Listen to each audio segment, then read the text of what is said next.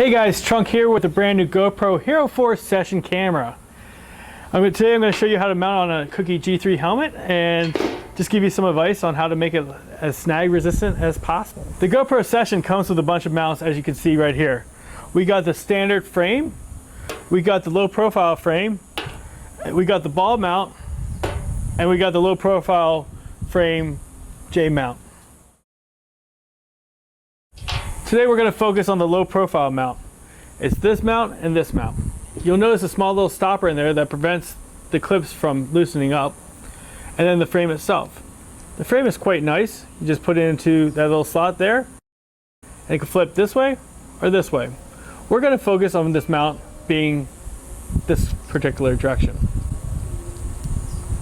To install the low profile frame onto our helmet, we're going to want to first clean off our helmet with some isopropyl alcohol. Right here I just have a small little swab of alcohol. And all I do is tear this up, clean up. I'm going to pick pretty much right at this point here, and that's about where I'm going to mount my camera. So we're going to clean our helmet first.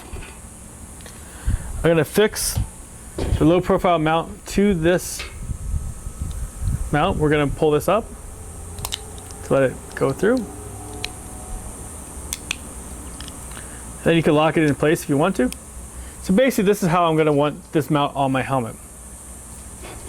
I have found that pretty much if we follow the peaks right here, that's more or less where I want to mount this. So what I'm going to do now is remove the VHB tape. And bring the helmet, look at it square in my face. I personally like choosing this vent and choosing the vent on the back as the center lines.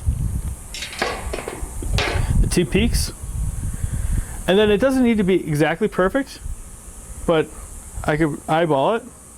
Pick that peak there, right about there. And then I'm going to just lay it on there, but not press. And take a look at it really quick. And then it's easier if we put the camera in it.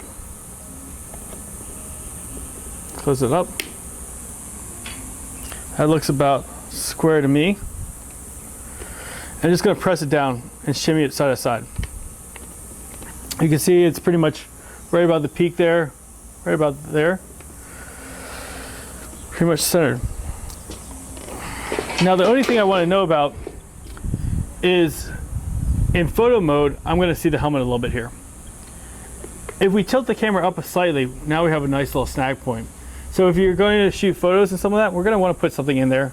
I say like gaffer's tape, or my personal preference would be to put a little piece of VHB tape in there. If you're shooting just plain on 1080, this is perfectly fine right there. My other suggestion on this mount is to get rid of this thumb screw. This is a big point of snag for lines, and just replace it with an M5 screw that I could get from any type of hardware store. Look how tiny that is. It's pretty nice and smooth.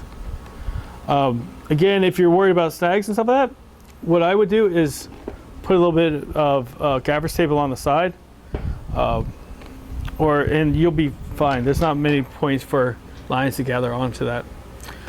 There is some shake in this mount, as you can see. And again, all I would do is I would take a little piece of VHB tape, put it in here, take that off, and just tape it to the bottom there, and that should be nice and tight. If you're still worried about snags on this mounts, one thing we can always do is just do the old-fashioned GoPro mount. I'll see you guys in the skies. Blue ones.